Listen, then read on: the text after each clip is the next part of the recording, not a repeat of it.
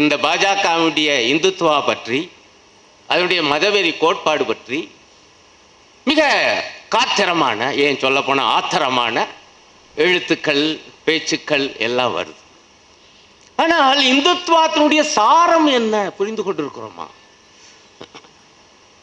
நான் சொல்லுகிறேன், இதுல ஒரு இப்ப நல்லா சொன்னார் செந்தில்நாதன் மதத்தை பற்றி. நான் நேரம் கருதி அதுக்குள்ள போகலப்பட்டு ஒரே ஒரு விஷயம், கடவுள் இல்லை என்பது நாத்திகம்.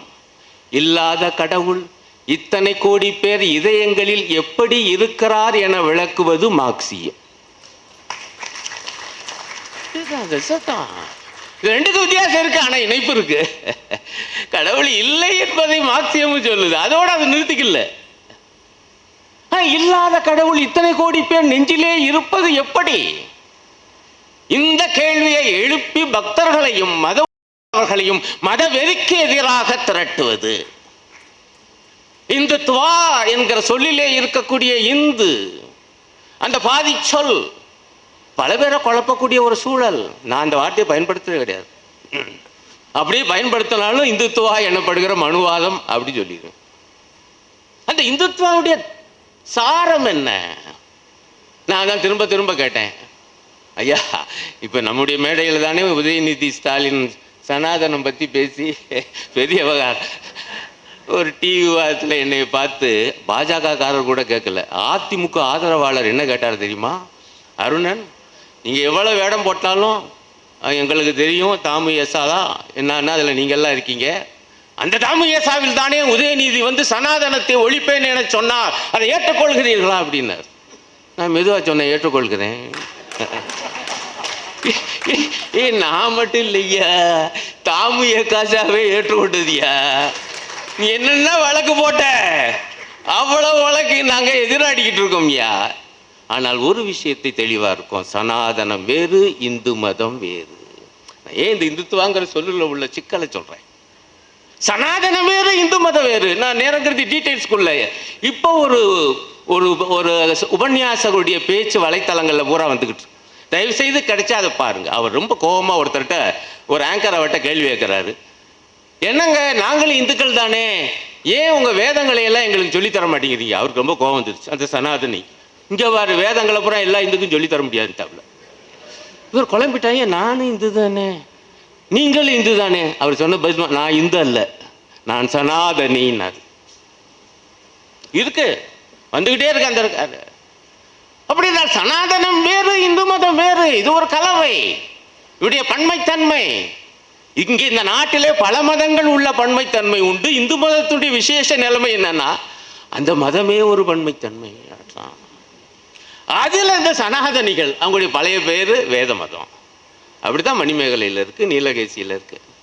இவர் சொன்னாரு, நான் வைதிக மதத்தவன் தான் சொல்லுவேனே ஒழிய இந்து மதத்தவன்னு சொல்ல மாட்டேன். நான் சொன்னேன், இதையா வேணும், நாங்க சனாதனத்தை தான் எதிர்க்கிறோம் ஒழிய இந்து மதத்தை அல்ல. காரணம், மக்களுக்கு மத உரிமை உண்டு.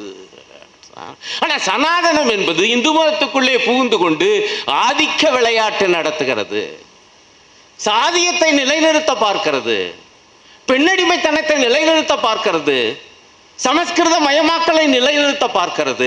இந்த கூறுகளைத்தான் நாங்கள் எதிர்க்கிறோமே ஒழிய ஒட்டுமொத்தமான இந்து மதத்தை அல்ல. அதையும் இப்போதைய தற்காலத்திய வேலையும் அல்ல. நான் மிக மிக சரியான பாதையில் சென்று கொள்றோம்.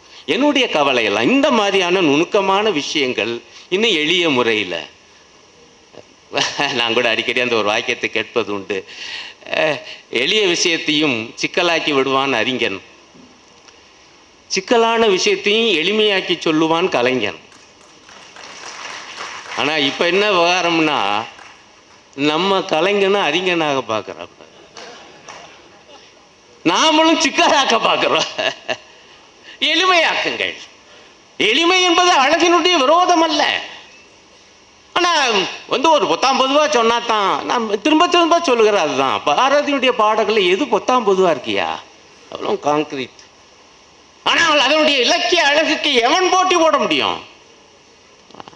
ஆனால் விஷயங்களை பழிச்சென்னு சொல்வதில்லை, அதனுடைய உட்கூரை புடுங்கி எடுத்து எளிமையாக சொல்லுவது. இதுதான் முற்போக்கு கலைஞன் எழுத்தாளனுடைய வேலை. இல்லாட்டி குழப்பிக்கிட்டே இருந்தா, என்னங்க புரியல, ஐயா என் படைப்பை புரிகிற அளவுக்கு ஓம் புத்தி வளரணுமையான்னு சொன்னால் நம்ம என்ன பண்ணுறது? லாஜா ராமாமிர்தம் ஒரு நூலுடைய முன்னுரையில் எழுதினார், என்னுடைய எழுத்துக்கள் சில புரியவில்லை என்கிறார்கள். இன்று புரியாவிட்டாலும் நாளை புரியும், நாளை புரியாவிட்டாலும் நாளை மறுநாள் புரியும், ஒரு நாளும் புரியாமல் போனால்தான் என்ன முடிச்சுட்டார். முன்னுரையில் இருக்கு. நம்ம இதெல்லாம் எடுத்து கையாண்டிருக்கோம். அது முற்போக்க எழுத்தாளர்கள் இன்றைய வாழ்வினுடைய யதார்த்தம். எவ்வளவு பெரிய ஆபத்து இன்றைக்கு இந்தியாவை சூழ்ந்து கொண்டிருக்கிறது. ஒரு சனாதன ஆட்சி 11 ஆண்டு காலமாக தொடர்ந்து நடக்கிறது. அதற்கான எதிர்ப்பு தமிழ்நாட்டுக்கும் கேரளாவிலும் இருக்கிற காரணத்தினால் இந்த 2 மாநிலங்களை குறிவைத்து அவர்கள் எப்படி தாக்குகிறார்கள்? இந்த உண்மையை சொல்ல வேண்டாமா முற்போக்கு எழுத்து? இந்த உண்மையை சொல்ல வேண்டாமா முற்போக்கு படைப்பு? இன்னும் ஒன்றை சொல்லி முடிப்பேன். இது சனாதனம் என்பது வெறும் சனாதனமா இல்லாத நம்ம தான் புரிஞ்சுக்கணும். இங்கே சனாதனம் பெருமுதலாளித்துவத்துடன் கைகோர்த்து வருகிறது. சனாதனிகளுக்கும் அதானிகள் அம்பானிகளுக்கும் இடையிலான அந்த கள்ள உறவு அல்ல, நேரடி உறவு. அதை நாம் எடுத்து சொல்லுகிறோமா? எந்த அளவுக்கு எடுத்து சொல்லி இருக்கிறோம்? ஒண்ணுமே இல்லைங்க. 2 நாளைக்கு முன்னாடி, போன வாரம் நினைக்கிறேன், ஐயாவுக்கு தெரியும், அவருடைய ஒரிசாவில் பூரி ஜெகநாதர் தேர் திருவிழா பார்த்தா 300 பேர் 400 பேருக்கு காயம், ஒரே நெருக்கடி நெரிசல். பிறகு உள்ள வருது செய்தி, தேர் வந்துக்கிட்டே இருந்துச்சான், டபக்க நிப்பாட்டாங்களாம். அதனால நெரிசல். ஏன் நிப்பாட்டான்? அதானி இன்னும் வரலையாம், அவர் வந்து இழுத்தா தான் தேர் வரும்ட்டாங்க. இந்த ஆட்சி ஆண்டவனுக்கு தருகிற முக்கியத்துவத்தை விட அதானிக்கு தருகிறது. கருத்துலகில் தாமுயேசா என்றால் எனக்கு முதலில் ஏற்பட்ட எண்ணம், தாமுயேசா அந்த பெயரிலே அன்றைக்கு துவங்கிய பொழுது கருத்துலகமே இல்லாமல் இருந்துச்சு. இருந்தது பூரா இருட்டு உலகம், எமர்ஜென்சி உலகம். எங்க கருத்துலகம்? ஆனா பாருங்க, இருட்டு உலகத்திலே பிறந்து விடியலுக்காக கீதம் பாடிய இயக்கம் தாமுயேசா. சிறையிலே பிறந்து விடுதலைக்காக பண்ணிசைத்த இயக்கம் தாமுயேசா. அன்றைய பெயரை சொல்றேன். ஒரு வகையில் எப்படி கெடுதல் நன்மையாகும்? எமர்ஜென்சியா போட்ட அவசர நிலை ஆட்சியா, பேச்சுரிமை இல்லையா, எழுத்துரிமை இல்லையா, மொத்தத்தில் கருத்துரிமை இல்லவே இல்லையா? ஆனாலும் நாங்கள் பேசுவோம், பாடுவோம், ஆடுவோம், எழுதுவோம், கருத்துரைப்போம் என்று நாங்கள் கிளம்பினோம். அன்றைய காலகட்டத்திலே இருந்தவர்கள் எனக்கு எத்தகைய ஆவேசம் அன்றைக்கு எங்கள் நெஞ்சிலே இருந்தது. கணவனை இழந்ததினாலே கண்ணகி சீற்றம் நியாயம், ஆடையை இழந்ததினாலே திரௌபதியினுடைய சபதம் நியாயம், அனைத்தையும் இழந்ததாலே எங்களுடைய ஆவேசம் நியாயம், நியாயம், நியாயம். கனிகை செல்வன் கவியரங்கத்தில் அப்படி கொந்தளிப்போட பாடுவார். எனக்கு இன்னும் அந்த காட்சி அப்படியே மனசில் இருக்கு. அவருடைய உருவத்துக்கு அவருடைய குரலுக்கும் சம்பந்தம் இருக்காது, நம்முடைய செந்திலை போல. நீங்கள் செந்தில்நாதனுடைய குரல் கேட்டுட்டு அவரை பார்த்தா அப்புறம் எப்படி இருக்கோ அப்படிதான் அநேகமாக தனியும். ஆனால் அவர் மேடை ஏறி கவியரங்கத்திலே கவிதை வாசித்தால் அப்படியே நம்முடைய உள்ளமெல்லாம் ஒரு மாதிரி நடுங்கும். அது ஒன்று சில்லிட்டு போகாது, மாறாக ரத்தம் கொதிக்கும். அத்தகைய மகத்தான கவி பாடிகளை அன்றைக்கே தந்த இயக்கம் நம்முடைய தாமுயேசா. அதுவும் இங்கே கூட சொன்னாங்க, அருமையான முறையில் தமிழ் சொன்னார் தோழ சங்கரையா. மிக கச்சிதமான அந்த வழிகாட்டுதலை தந்தார். படைப்பை பார், படைப்பாளியை பார்க்காதே. ஒருவேளை படைப்பாளி காலமான பிறகு நம்ம ஒட்டுமொத்தமாக ஒரு முடிவுக்கு வரலாம். ஆனால் உயிரோடு இருக்கும்போது படைப்பை பார், படைப்பாளியை பார்க்காதே. நாங்கள் படைப்புகளை பார்த்து பாராட்டி இருக்கிறோம், ஜெயகாந்தனையும் கண்ணதாசனையும், பல படைப்புகளை. ஆனால் அந்த காலத்தில் அவர்கள் இந்த இவற்றுக்காக முதலில் குரல் கொடுப்பதே நம்முடைய கருத்துலகின் வேலையாக இருந்தது. பிறகு கருத்து என வரும் பொழுது நம்முடைய அமைப்பினுடைய பெயரே சிக்கலாயிடுச்சு. ஐயா, எழுத்தாளே எழுத்தாளன் தானே, கலைஞன் கலைஞன் தானே, அதில் என்ன முற்போக்கு? உங்க அமைப்புக்கு ஏன் பெயரு தமிழ்நாடு முற்போக்கு எழுத்தாளர் சங்கம் என்று வைத்தீர்கள்? பிறகு ஏன் அதோடு கலைஞர்கள் என்பது பிற்காலத்தில் இயல்பான ஒரு வளர் நிலையாக சேர்த்து கொள்ளப்பட்டது. ஆனால் முற்போக்கு எழுத்தாளர் பிற்போக்கு எழுத்தாளர்னு இருக்கா? இருக்கியா? முற்போக்கு எழுத்தாளர் பிற்போக்கு எழுத்தாளர் என்ன இருக்கு? ஏன் புறம்போக்கு எழுத்தாளர் கூட உண்டு. அந்த காலத்தில் நாங்கள் அப்படியே தான் பேசணும். என்னங்க, ஏன்னா அந்த காலத்தில் இந்த ஆபாச எழுத்துக்கள் சொல்லி ஒரு 2-3 பேர் எழுதுனாங்க. ஒரு வார பத்திரிகையில் பெரிய கூத்து நடந்துச்சு. 2 ஆபாச எழுத்தாளர்கள் ஒருத்தர் அடிச்சுக்கிட்டாங்க. நீ எழுதுற ஆபாச எழுத்து நல்லதா, சூப்பரா இருக்கா, நான் எழுதுறது நல்லதா இருக்கான்னு ஒரு பெரிய விவாதம்லாம் ஓடிச்சு. இதெல்லாம் பார்த்து தான் நாங்கள் சொன்னோம், எழுத்திலே முற்போக்கு பிற்போக்கு புறம்போக்கு உண்டு, நாங்கள் முற்போக்குக்காக நிற்கிறோம். ஒண்ணுமில்லை, ரொம்ப எளிமையான விஷயம். ஐயா, உன்னை படிக்கிறோம், ரசிக்கிறோம், உன்னை பார்க்குறோம், ரசிக்கிறோம். ஆனால் உங்களை அறியாமலேயே வாசகர்களோ ரசிகர்களோ உங்களுடைய உள்ளத்துக்குள்ளே ஏதேனும் ஒரு செய்தி போயிருக்கும் அல்லவா? அந்த செய்தி நல்லதா கெட்டதா? அவ்வளவுதான். நாங்கள் ரொம்ப அகலமான நாங்கள் கால் வச்சிருக்கோம். முற்போக்கு என்றால் நீங்கள் தயவு செய்து ரொம்ப குறுகிய மனப்பான்மையோடு அந்த காலத்தில் இருந்தே தோழர் என்எஸும் கேஎம்மும் எங்களுக்கு காட்டிய அந்த வழிகாட்டல். முற்போக்கு என்பதை தயவு செய்து சுருக்கி வைத்துக் கொள்ளாதே. அது அகலமானது, வாழ்வை போன்றே அகலமானது. வாழ்வுக்கு அதை முன்னெடுத்து செல்வதற்கு முன்னேற்றப்படுத்துவதற்கு ஒரு அடி உதவுமே. ஆனால் ஒரு எழுத்து, ஒரு கலை, அது முற்போக்கு எழுத்து, முற்போக்கு கலை. செந்தில்நாதர் ரொம்ப அழகாக அதை போற போக்குலேயே சொல்லிட்டாரு.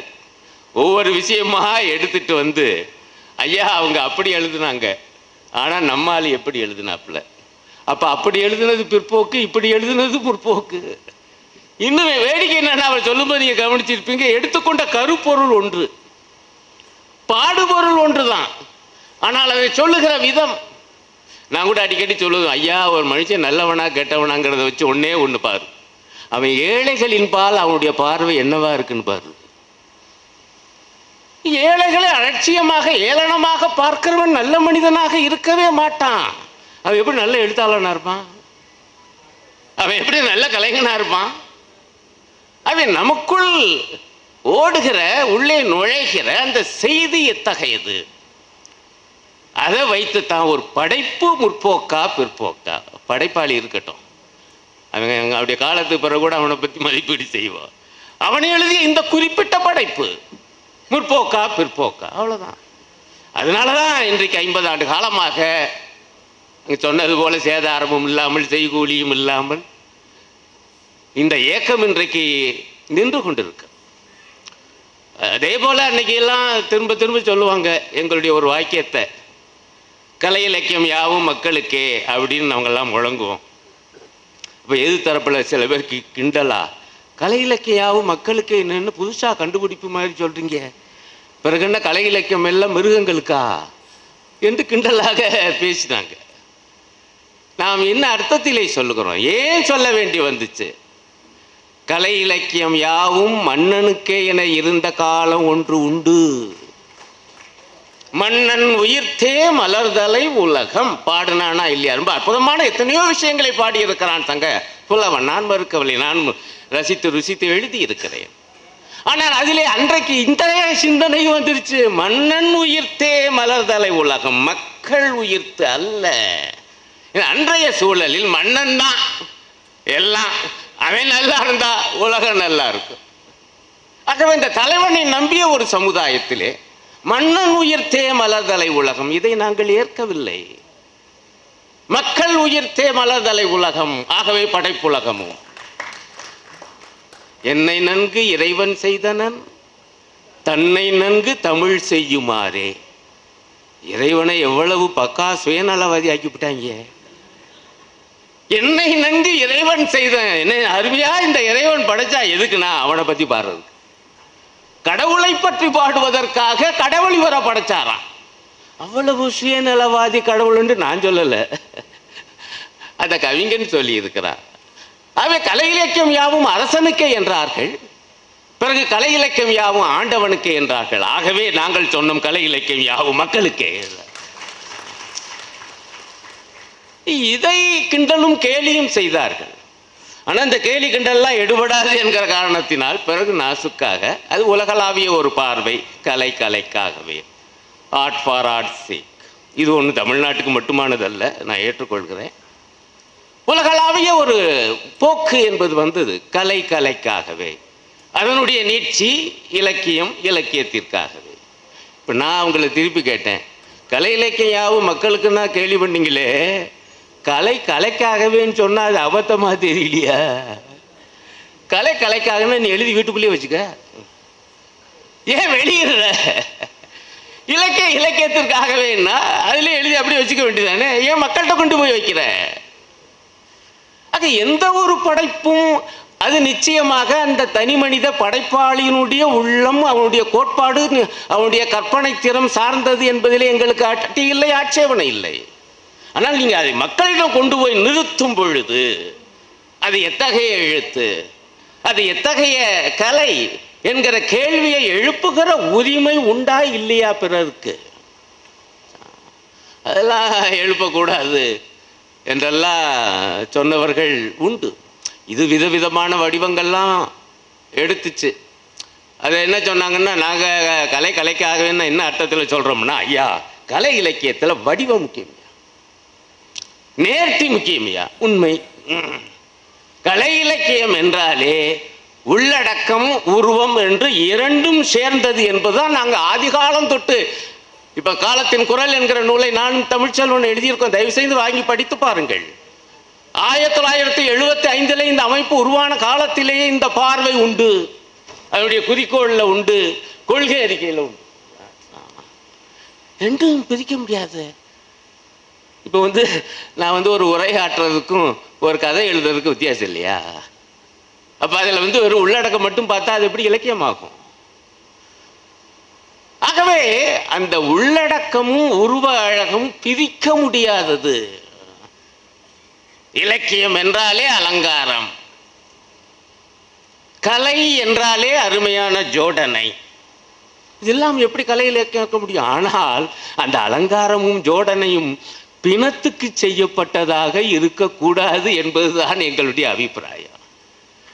அது உயிர்ப்புள்ள ஒரு நல்ல சிந்தனைக்கு செய்யப்பட்டதாக இருக்கணும். இதைத்தான் நாங்கள் திரும்ப திரும்ப சொன்னோம். நல்ல வேலைக்கு எனக்கு முன்பு தமிழ்ச்செல்வம் பேசும்போது அது பூரா அது மாதிரியான உதாரணங்கள் சொல்லிட்டு இருப்பேன். நேரங்கள் உதாரணங்களுக்குள்ள போக வேண்டிய அவசியம் இல்லை. ஆகவே அதனுடைய சாரத்தை நான் சொல்லுகிறேன். இருக்கிற கொஞ்சம் நேரத்தில் மிக தெளிவான பார்வை இருந்துச்சு. ஒரு மாநாட்டில் தோழர் சங்கரையா பேசினார். ஏன்னா இந்த அலங்காரம், அழகு இதெல்லாம் முற்போக்காளர்களுக்கு தெரியாது, இவங்களுக்கு பல வகையான வடிவங்கள் இருப்பது தெரியாது, வடிவ நேர்த்தியினுடைய முக்கியத்துவம் இவர்களுக்கு புரியாது என்று சகட்டு மேனிக்கு ஏகப்பட்ட விமர்சனங்கள் அந்த காலத்தில் வரும். இதையா மனசில் வச்சுக்கிட்டு அந்த தலைவர் தாமுய காசாவுடைய மாநாட்டில் பேசினார். அவர் என்ன ஆரம்பித்தார்னா, 1917 நவம்பரில் ரஷ்யாவிலே மகத்தான சோவியத் புரட்சி வெற்றி பெற்றது. அப்பொழுது எதிர்ப்புரட்சியாளர்கள் தானிய வயல்களை எல்லாம் எரித்து விட்டு ஓடிவிட்டார்கள். ஒரு உள்நாட்டு யுத்தம் நடந்து கொண்டு இருக்கிறது. 1917 1920 வரைக்கும் இந்த வரலாறு தெரிந்தவர்களுக்கு தெரியும். இந்த காலத்தில் பாருங்க, அங்கே ரஷ்ய நாட்டில் இருந்த ஜெர்மன் தூதரகம், அப்கோர்ஸ் சர்வதேச அரசியல் பல பின்னணி, அதில் அந்த தூதரக அதிகாரிகள் லெனினுடைய அரசுக்கு ஒரு தகவல் சொல்கிறாங்க. இப்படி தானியங்களை பூரா அவங்க எரிச்சிட்டு போயிட்டாங்க உங்கள் எதிராளிகள்னு பார்க்குறோம். மக்கள் ரொட்டி இல்லாமல் அவதிப்படுறாங்க. ஜெர்மன் நாடு உங்களுக்கு ரொட்டி தர தயாராக இருக்குன்னு ஒரு செய்தி வருது. இந்த செய்தியை ஒரு அதிகாரிகள் கொண்டாந்து லெனின்கிட்ட சொல்கிறாங்க. சொல்லும்போது ஆனால் அவங்க ரொம்ப கோபத்தோடு சொல்கிறாங்க. என்னன்னா, பாருங்க இந்த ஜெர்மன்காரங்க ரொட்டி தர்றேன்னு சொல்லிவிட்டு ரொட்டி வாங்க வரும்போது ஈவினிங் ஷூட்டில் வர சொல்கிறாங்க. நம்ம பாட்டாளி வர்க்க அரசை இப்போ தான் உருவாக்கியிருக்கோம். இவன் சொல்கிற மாதிரி ஈவினிங் ஷூட்டில் ஏன் போகணும்? அவன் ரொட்டியும் வேணாம், ஒன்றும் வேணாம். இவர் லெனின்கிட்ட சொல்லும்போது லெனின் பூராத்தையும் கேட்டுக்கிட்டு, மக்கள் பட்டினியோடு இருக்காங்க, எதிராளி இப்படி பண்ணிட்டான், எதிர்ப்புரட்சியாளர்கள் இப்படி பண்ணிட்டான், அவன் ஈவினிங் ஷூட் தாண்டி போட்டு வர சொன்னான், நீ வேணா பாவாடை கூட கட்டிட்டு போ, ஆனால் ரொட்டி வேணும். இதுதான் பாட்டாளி மக்கள் தலைவன் என்பது. அவர்தான் லெனின் தான் மெய்யான புரட்சி தலைவர். ஏகப்பட்ட புரட்சி தலைவர்களை தமிழ்நாட்டில் பார்த்துட்டா, தலைவர்கள் தலைவிகள், அப்புறம் புரட்சியை விட்டுட்டு எழுச்சி தமிழர்கள் தலைவர்கள் நிறைய பார்த்தாச்சு. அது இன்னொரு நாட்டுக்காரன் ஏதோ ஒரு கோணத்திலே இருந்து ரொட்டி தரைன்னு சொல்லும்போது ஈவினிங் ஷூட் போட்டுட்டு வான்னு ஒரு கண்டிஷன் வச்சா அது ஒரு பெரிய பிரச்சனையா? அவன் சொல்றபடி போ, பாவாடை கட்டிட்டு வானா கூட கட்டிட்டு போ. இந்த காட்சியை வர்ணிச்சார் எங்க? எழுத்தாளர் சங்க மாநாட்டில் சொல்லிவிட்டு, நான் இவ்வளவு நேரமும் கலை இலக்கியத்தினுடைய வடிவங்கள் பற்றி பேசிக் கொண்டிருக்கிறேன். இது பூரா இது ஒரு உருவகம். இது சொல்லிவிட்டு நான் கலை இலக்கியத்தினுடைய வடிவங்கள் பற்றி அதனுடைய அர்த்தம் என்ன? ஐயா, ஒரு முக்கியமான கருப்பொருளை சொல்லுவதற்கு அந்த வடிவம் தான். ஈவினிங் சூட்டு தான்னா போட்டுக்க. இந்த முக்கியமான பாடுபொருளை சொல்வதற்கு பாவாடை கட்டிட்டு போகணும்னா போய்க்க. எந்த வடிவத்தையும் பயன்படுத்த. வடிவங்களை பொறுத்தவரை நம்முடைய அமைப்பு மகா சுதந்திரத்தை தந்தது. பாருங்க, எங்க இருந்து எங்க வந்திருக்கோம். எங்களை போன பழைய ஆளுகள்லாம் உங்களுக்கெல்லாம் இந்த ரேப் பாடெல்லாம் நம்ம மேடையில் வரும்னு நினைச்சவா? நல்லா தானே இருந்துச்சு. தப்புன்னு தெரிஞ்சா பட்டுன்னு கேளு. இதை விட என்ன வேணும் முற்போக்கு?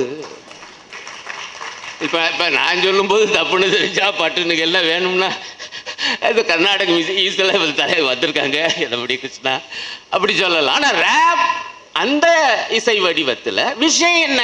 தப்புன்னு சொன்னா சட்டுன்னு கேளு. கேட்காதனாலதான் என் நாடு நாசமா போயிருக்கு.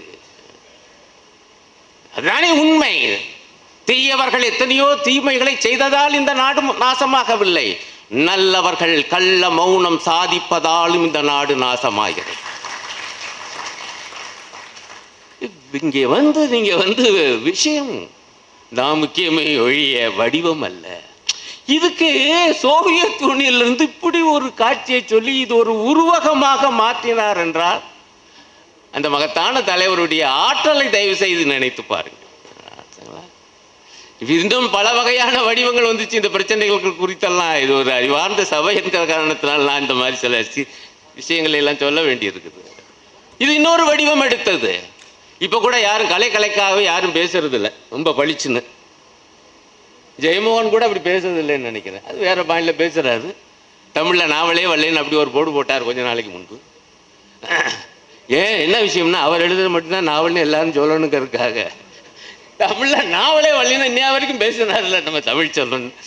அவர் என்ன சொல்லணும், இப்படி சில நேரங்களில் பேசினாங்க, இதுக்கெல்லாம் பதிலடி கொடுத்தோம். ஆனால் இப்போ பெரிய அளவுக்கு அந்த பேச்சு இல்லை, அந்த கேலி பேச்சும் இல்லை. கலை இலக்கியம் யாவும் மக்களுக்கு. ஆனால் என்ன இருக்குன்னா, கூர்ந்து கவனிங்க, இந்த நாடு எப்படி இருக்கு. பாபர் மசூதி இடிப்புல இருந்து திருப்பரங்குன்ற விவகாரம் வர, மதுரையினுடைய அந்த முருக பக்தர்கள் மாநாடு, சோகால்டு மாநாடு நடத்தினாங்களே, சங்கிகள் மாநாடு வர, மக்களை மதவெறியால் பிளந்து இந்த நாட்டையே நாசமாக்குகிற ஒரு மிகப்பெரிய சதி நடந்து கொண்டிருக்கிறது. ஆனால் நான் கேட்கிறேன், எத்தனை எழுத்தாளர்கள், எத்தனை கலைஞர்கள் இவற்றையெல்லாம் பாடுறாங்க, பேசுறாங்க, எழுதுறாங்க. நம்ம ஆளுங்க பல பேர் எப்படி இருக்காங்கன்னா, இந்த மாதிரி தத்துவத்துக்குள்ளெல்லாம் போடுறது இல்லை, கலை இலக்கிய கோட்பா. ஆனால் வம்பு தும்பு இல்லாத கவிதையா எழுதுறது. வம்பு தும்பு இல்லைன்னா என்னன்னா, ஒரு கவிதை அது ஒரு ஒற்றை எறும்பு, அது ஒரு ஒற்றை எறும்பு, ஆனாலும் வரிசையில் செல்கிறது. டாட்டா டாட் கவிதை. நான் திரும்ப திரும்ப யோசிச்சு பார்த்தேன், ஒற்றை எறும்பு எப்படா வரிசையில் போகும்? அதுதாயா புதுமை. நான் இன்னும் ஒற்றுக்கொள்கிறேன், கூட ரசிக்கலாம். ஆனால் இந்த உலகம் இருக்கே, இது ஒரு கவிதையை மக்கள்கிட்ட கொண்டு வரீங்களே, அவங்களுக்கு இது மூலமாக என்ன சொல்றீங்க? அதை விட இதுவும் இல்லைங்க, நாங்களும் கொஞ்சம் சித்தாந்தமாக பேசுகிறோம். என்ன சித்தாந்தம்? வாழ்ந்து என்ன ஆக போகிறது? செத்து தொலைவோம். அடுத்து அடிச்சாரு, செத்து என்ன ஆக போகிறது? வாழ்ந்து தொலைப்போம். இரண்டாவது பகுதி நல்லா தானே இருக்கு. ஆனால் என்ன சிக்கல், ஏதோ போனா போகுதுன்னா வாழ்க்கையை பார்க்கறது. வாழ்ந்து என்ன ஆக போகிறது? செத்து தொலைவோம். செத்து என்ன ஆக போகிறது? வாழ்ந்து தொலைப்போம். வாழ்க்கையை பற்றி இந்த பார்வை எப்படி சரியானதாக இருக்க முடியும் என்கிற கேள்வியை எழுப்பினால் அவன்தான் முற்போக்கு கலை இலக்கிய விமர்சகன். எனக்குள்ள வருத்தமெல்லாம் சமீப காலமாக தமிழ்நாட்டிலே கலை இலக்கிய விமர்சனம் என்பது படைப்பாக்க வந்திருக்கு. ஆனால் கலை இலக்கிய விமர்சனம் என்பது எந்த அளவுக்கு வந்திருக்கிறது என்பதை தயவு செய்து எண்ணிப்பார். இதெல்லாம் பிற்காலத்தில் உருவான இப்போ அந்த பேச்சு இல்லாட்டியும் கூட போஸ்ட் மாடர்னிசம் எனப்படுகிற அந்த பின்னை நவீனத்துவம் அது பல வகையாக வந்துச்சு. சர்ரியலிசம், எக்ஸிஸ்டென்சியலிசம், இது பற்றியெல்லாம் நம்முடைய தமிழ் மாநில மாநாட்டில் விவாதித்து தீர்மானங்களை நிறைவேற்றி இருக்கிறோம். ஆனால் அதெல்லாம் என்ன குழப்பத்தையெல்லாம் உருவாக்குச்சு. நான் ஒரே வாக்கியத்தில் சொல்கிறேன், என்னையா பின்னை நவீனத்துவம்? பின்னை நவீனத்துவம் என்ன சொல்லுது என்றால், எதையுமே அகண்டமாக பார்க்காதே. ஒரே வாக்கியம் சொல்லிட்டான். அது அவன் ஒரு வார்த்தை போட்டான், பெருங்கதையாடல் கூடாது. அதாவது ஒட்டுமொத்தமான சமுதாயம் எப்படி இருக்கிறது, அது எதை நோக்கி போகிறது என்று பார்க்காதே வெட்டி வெட்டி கூறு போட்டு போட்டு கடைசியா ஒரு மனுஷன்ல நில்லு. அந்த மனுஷன் அவனுடைய மன உலகம், அதை பத்தியே பாடு பேசு எழுது போதும்யா. இதை சொன்னது யார் தெரியுமா? கோயம்புத்தூர் தாமுயசா மாநாட்டிலே இந்த போஸ்ட் மாடர்னிசம் பற்றி அற்புதமான உரையாற்றிய ஒரு அரசியல் தலைவர் தோழர் சீதாராம் யெச்சூரி. நமக்கு ஆட்டம் வழிகாட்டிகள் எத்தகைய, எனக்கு ரொம்ப பெருமை. இப்போ நினைப்பேன் அவருடைய உரையை நான் தமிழாக்கம் பண்ணேன் அன்றைய தினம். அது நாங்கள் ஏற்கனவே இந்த தலைப்பில் தான் பேசினேன், எஸ்ஏபிக்கு நல்லா தெரியும். இந்த தலைப்பில் மார்க்சிஸ்ட் கம்யூனிஸ்ட் கட்சியுடைய அன்றைய பொதுச் செயலாளர் கலை இலக்கியவாதிகள்கிட்ட போஸ்ட் மாடர்னிசம் பற்றி ஒரு சரியான பார்வையை முன்வைத்தார். அத்தகைய வழிகாட்டல்கள் விஷயத்தை நீங்கள் வெறும் தனி மனித உளவியலாக கடைசியில் கொண்டு போய் நிறுத்துவீர்கள். உண்மை, நான் மறுக்கவில்லை, உளவியல் தேவை, உளவியல் இருக்கு. நீங்கள் நான் என்ன மறுக்கிறது? அகம் என்பது உண்டு. தமிழனுக்கு அந்த மரபு உண்டையா. அகம் 400 புறம் 400. எப்படி நம்மால் அப்பவே 2 உண்டியா. ஆனால் புறமே இல்லாத அகம் உண்டா? புறமே இல்லாதாக உண்டா? புற உலகே இல்லாதாக உண்டா? சமுதாயமே இல்லாத ஒரு ஒற்றை தனி மனிதன் தனித்தீவாக வாழ முடியுமா? வாழ்ந்திருக்கிறானா? கற்பனையாக சில நாவல்கள் ஆங்கிலத்தில் வந்திருப்பதை நான் அறிவேன். ஆனால் நடப்பு நாம் தயவு செய்து இந்த மாதிரியான இசங்களிலுக்கு மாறுபட்டு தான் நாம யதார்த்தவாதம், ரியலிசம் என்கிற இசத்தை அன்று முதல் இன்று வரை, இன்னும் சொல்ல போனா இடதுசாரிகளே சில பேர் சோசியலிச யதார்த்தவாதம் என்பது வாய்ப்பில்லை, இனி கிடையாது, அந்த கதை முடிஞ்சு போச்சு. 1991 சோவியத் யூனியன் சிதைஞ்ச உடனே சோசியலிசம் போச்சு. ஆகவே சோசியலிச யதார்த்தவாதமும் போச்சு. இல்லை, இது தவறான கருத்தோட்ட சொன்னவா அவர் இவர் அல்ல, ஒரு மிகப்பெரிய இடதுசாரி எழுத்தாளர். பெயர் முக்கியமல்ல, சிந்தனை தான் முக்கியம் என்ற காரணத்தில் அவர் பெயரை சொல்லவில்லை. சோசியலிச யதார்த்தவாதம் என்பது இனி இல்லை, முடிந்து விட்டது சோவியத் யூனியனோடு. எனக்கு ரொம்ப ஆச்சரியமாயே, சோசியலிச சிந்தனைங்கிறது சோவியத் யூனியனிலிருந்து பிறக்கவே இல்லை. ஆகவே சோவியத் யூனியனோடு முடிய போறதும் இல்லை. எல்லாரும் எல்லா பெரும் செல்வமும் எய்தலாலே இங்கே எல்லாரும் இல்லை, உடையாரும் இல்லை மாதோ. இப்ப இது எப்ப வந்துச்சு? இது சமத்துவ சிந்தனை என்பது இயல்பான ஒன்று. இது யதார்த்தவாதம் என்பது முக்காலத்தை பற்றியது. கடந்த காலத்தை பற்றிய யதார்த்தம் சரித்திர கதைங்கிறீங்க, சமகாலத்தை பற்றிய யதார்த்தம் சமூக கதைங்கிறீங்க, எதிர்காலத்தை பற்றிய யதார்த்தம் விஞ்ஞான கதைங்கிறீங்க. நாங்க அதோட ஒன்று சேர்த்து சொல்றோம், சமூக விஞ்ஞான கதை. அதுதான் என் சோசியலிச யதார்த்தவாதம். இந்த உலகம் நாளைக்கு நல்லதாக முடியும். ஏற்கனவே இருந்ததை விட ஒரு நல்ல உலகம் இன்னைக்கு வந்திருக்கு. இன்னைக்கு இருக்கக்கூடிய இந்த அவலங்களை எல்லாம் பார்த்து நம்ம ஒரு முடிவுக்கு வர வேணாம். முந்தைய உலகம் இதை விட மோசம். பல யுகங்களை கண்டுவிட்டது இந்த உலகம், மனித குலம். அவை இதை விட மோசமானது ஒளிந்து இன்றைக்கு இது வந்திருக்கிறது என்றால், இது ஒளிந்து இதை விட சிறந்த ஒரு சமுதாயம் பிறக்கும். அதற்கு நாங்கள் வைக்கிற பெயர் சோசியலிசம். நீ வேணா வேற பேரை வச்சுக்க, ஆனால் இந்த சமுதாயம் நிரந்தரம் என சொல்லாதே. ஸ்டேட்டஸ் குவாயிஸ்ட். இதுவே நித்தியம் என சொல்லாதே. காரணம், இது நித்தியமாக இருந்தது இல்லை, மாறி மாறி வளர்ந்து வந்தது. ஆகவே இது நித்தியமாக இருக்காது, இதை விட ஒரு சிறந்தோம். அதை இப்ப கனவு கண்டு அதை பத்தி எழுதக்கூடாதுங்களா ஐயா? எழுதாத. ஏன்னா சோசியலிச யதார்த்தம் முடிஞ்சு போச்சு. ஆனால் அதையெல்லாம் நாம் எதிர்த்து போராடி எனக்கு கொடுக்கப்பட்ட நேரம் முடிந்து கொண்டிருக்கிறது. ஆகவே இறுதியாக ஒன்றை சொல்லி நான் விடைபெற விரும்புகிறேன். இன்றைய சூழலில் யதார்த்தவாதிகள் என்றால் இன்றைய யதார்த்தம் என்ன என்பதை தயவு செய்து நாம் நெஞ்சிலே நிறுத்த வேண்டும். நன்றி, வணக்கம்.